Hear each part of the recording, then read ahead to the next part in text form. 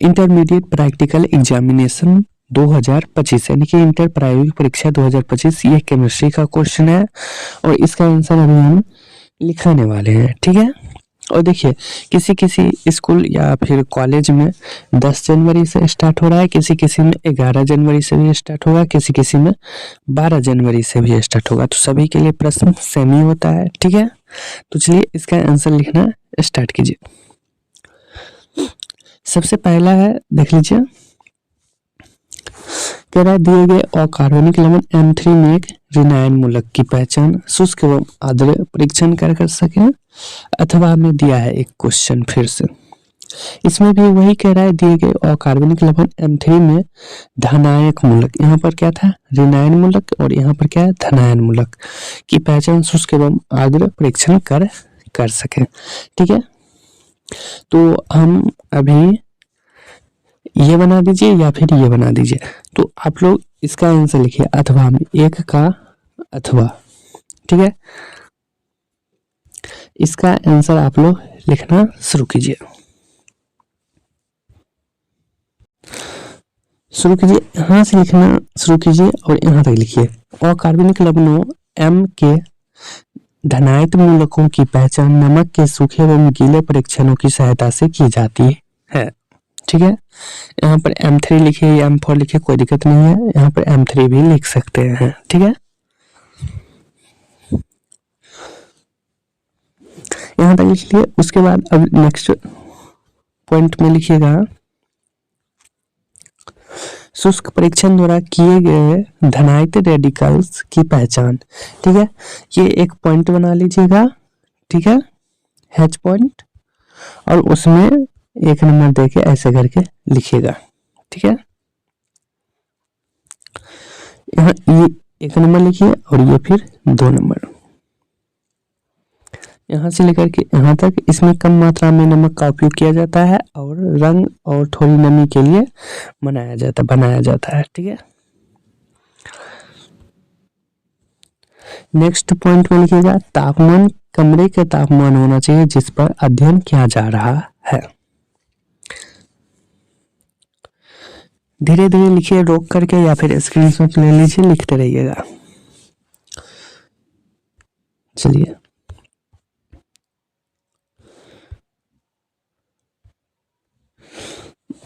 अब नेक्स्ट में यहां से लेकर के यहां तक लिखिए।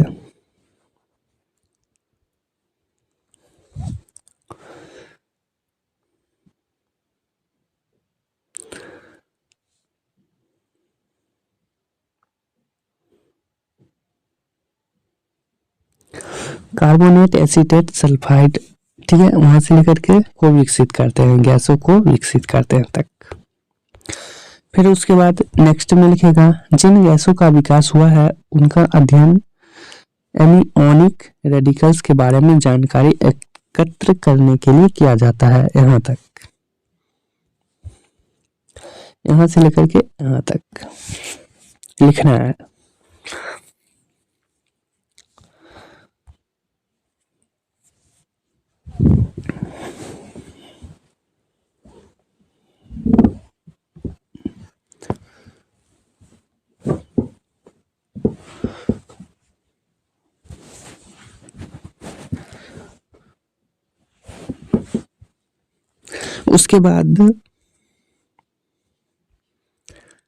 उसके बाद यहां से लेकर के यहां तक लिखिए। ये एक पॉइंट बना लीजिए, आर्द्र परीक्षण द्वारा किए गए धनायक रेडिकल्स की पहचान। उसमें एक नंबर में लिखेगा आयनों को जल में घोलकर उनका पुष्टि कारक परीक्षण किया जा सकता है। एक नंबर लिखिए। उसके बाद नेक्स्ट पॉइंट में लिखेगा ये, वहां से लेकर के यहां तक पहले जांचें कि यह पानी में घुलनशील है या फिर सोडियम कार्बोनेट अर्क का उपयोग करके परीक्षण करें।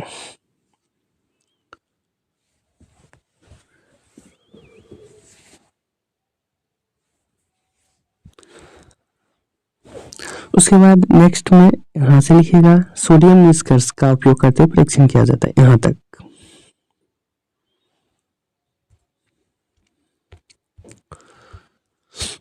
वहां तक लिख लेने के बाद यहाँ आइए, और उसके बाद ये लिखिए शुष्क परीक्षण द्वारा निर्णायक मूलक की पहचान। ठीक है, वो धनायक वाला बना रहे थे। ठीक है, यहाँ पर हम दोनों का आंसर दिए हैं, लेकिन इसको छोड़ दीजिएगा। ठीक है, कोई एक ही लिखिएगा। उसके बाद यहाँ से लेकर के यहाँ तक लिखिए। ठीक है, ये दोनों पॉइंट इतना लिखेंगे तो आपको मिल जाएगा नंबर फुल।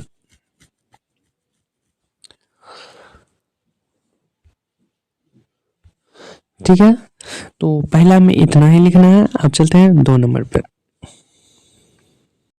देखिए अब 2 नंबर में क्या कह रहा है, दिए गए M/20 मोर लवण के घोल की मदद से दिए गए KMnO4 के घोल की मलरता अनुमापन विधि से ज्ञात करें।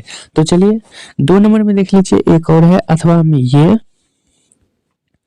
बना दीजिए या फिर ये बनाइए या ये बनाइए या फिर ये बनाइए। ठीक है, ठीक है, तो 1 2 3 4 4 में से कोई एक ही बनाना है। 4 में से कोई एक ही बनाना है। तो चलिए हम पहला ही बना देते हैं, 2 का 1 नंबर। ठीक है, M/20। ठीक है, देखिए M/20 जहाँ पे है वहां पे M/10 भी रहेगा, तो 10 की जगह पर 20 कर देना है। ठीक है, मोर लवण के घोल की मदद से दिए गए KMnO4 की घुलनता का अनुमापन विधि से ज्ञात करें। चलिए लिखिए, वहां पर देख लीजिए इसका आंसर है। ठीक है, इसका थोड़ा सा नीचे, इसका नहीं देने वाले हैं, इसका देने वाले हैं। ठीक है, ऑक्जेलिक अम्ल के घोल की मदद से KMnO4 के घोल की मलरता आयतनीय विश्लेषण विधि द्वारा ज्ञात करें। ठीक है, तो ये लिखिएगा 1 का अथवा। ठीक है, नहीं ये 2 नंबर क्वेश्चन है, 2 का अथवा ये। चलिए लिखिए, चलिए प्रक्रिया लिखिए। सबसे पहले प्रक्रिया, उसके बाद प्रक्रिया में यहाँ तक लिखिए। ठीक है, प्रक्रिया लिखिए, उसके बाद प्रक्रिया में यहाँ तक लिखिए। यहाँ पर M/10 है, M/10 के जगह पर M/20 लिखना है आपको। ठीक है,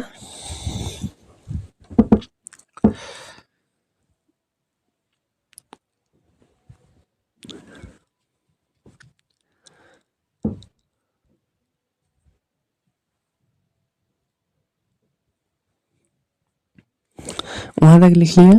चलिए उसके बाद ये पॉइंट लिखिए यहाँ तक।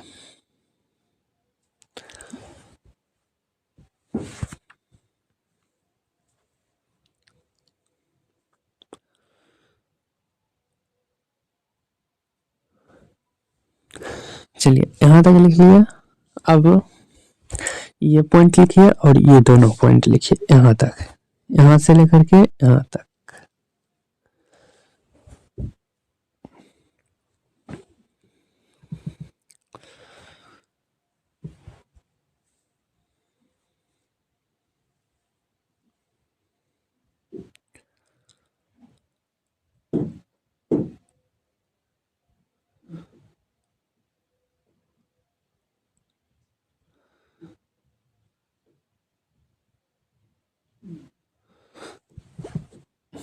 उसके बाद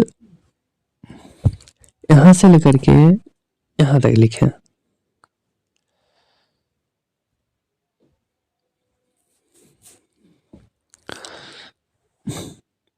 इसके बाद यहां से लेकर के यहां तक।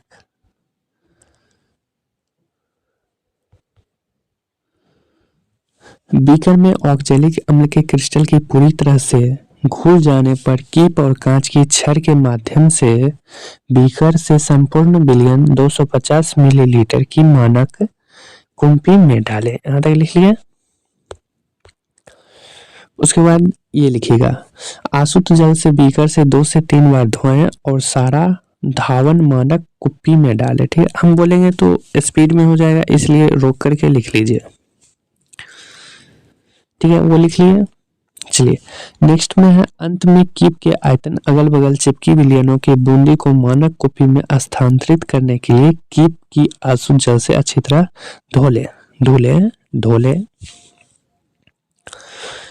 उसके बाद नेक्स्ट में यहाँ से लेकर के यहाँ तक लिखिए, मानक कुप्पी में पर्याप्त आसुत जल मिलाएं ताकि जल स्तर इसी पर बने अंशांकन से बिल्कुल नीचे रहे। ठीक है, वहां तक लिख लीजिए। उसके बाद ये लिखिए यहाँ तक, पतली नली से आसुत जल की आखिरी कुछ बूंदें तब तक मिलाएं जब तक कि नवचंद्रक मेनिस्कस का निचले स्तर पर मानक कुप्पी का बने निशान को छू भर न ले।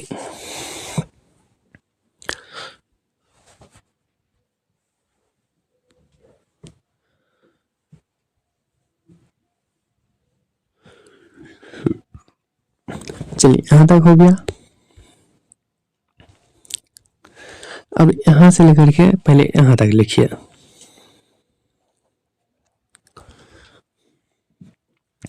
मापने वाली कुप्पी पर डॉट लगाए और विलयन पूरी तरह से एक समान बनने के लिए धीरे धीरे हिलाएं।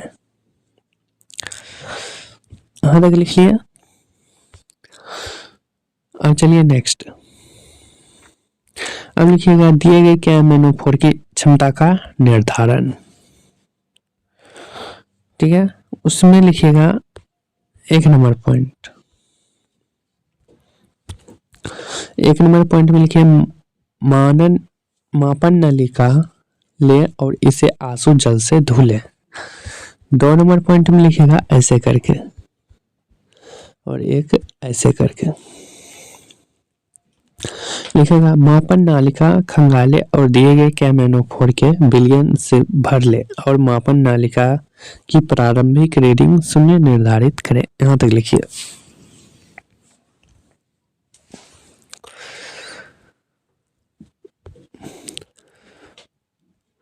उसके बाद ये लिखिए और ये लिखिए यहां तक।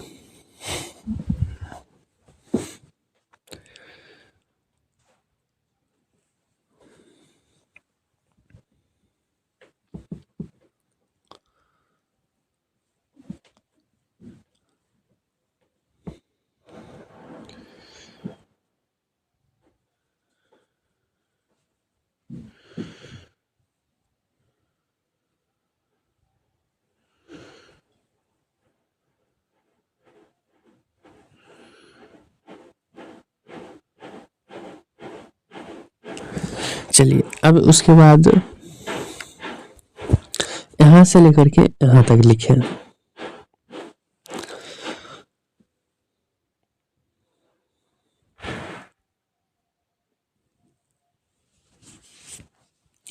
यहां तक लिख लिए।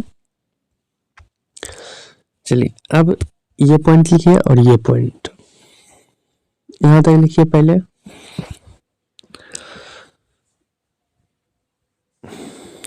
शंक्वाकार कुप्पी में सामग्री 60 से 70 डिग्री सेल्सियस तक गर्म करें। उसके बाद ये पूरा लिखिएगा वहां से यहां तक, बदलकर हल्का गुलाबी नहीं हो जाता है।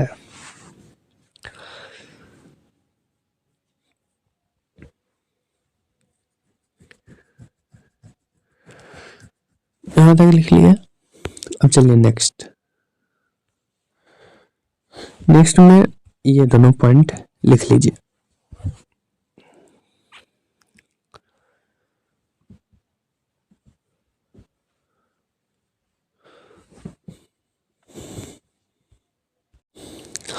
इसमें इतना तक ही लिखना था। अब चलते हैं नेक्स्ट क्वेश्चन पर। ये इसमें इतना लिख दीजिएगा। ठीक है,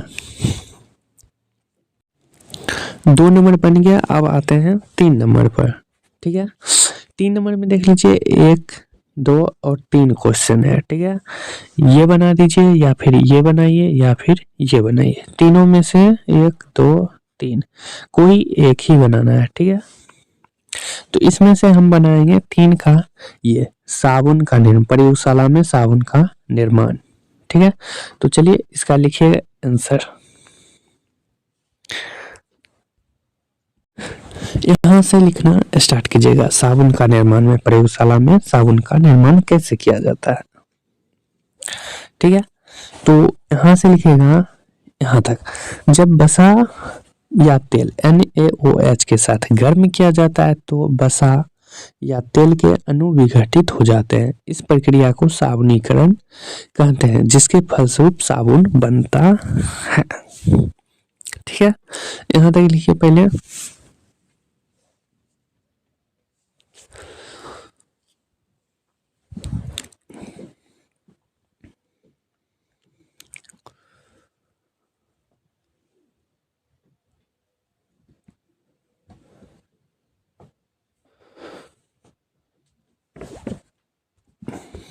उसके बाद नेक्स्ट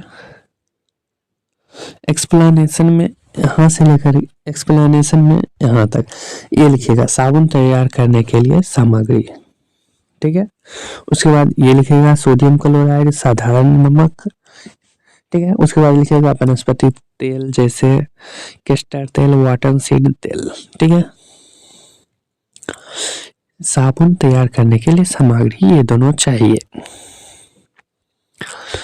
और एक और लिखिएगा सोडियम हाइड्रोक्साइड कास्टिक सोडा। ये 3 पॉइंट लिख लीजिएगा ऐसे करके, 1 2 3 ऐसे लिखिएगा। चलिए अब नीचे में आ जाइए और लिखिएगा साबुन तैयार करने की विधि। साबुन कैसे तैयार किया जाता है उसका विधि लिखेगा। बीगर में 20 ml कैस्टर तेल लीजिए और उसमें सोडियम हाइड्रोक्साइड का घोल डालिए।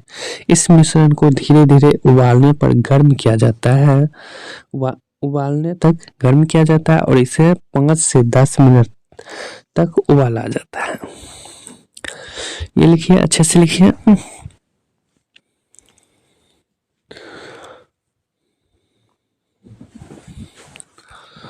उसके बाद ये लिखेगा अब बीकर में 5 ग्राम खाने वाला नमक डालें, खाने वाला नमक। ठीक है, यहाँ तक बनता तब हटा लिया जाता है।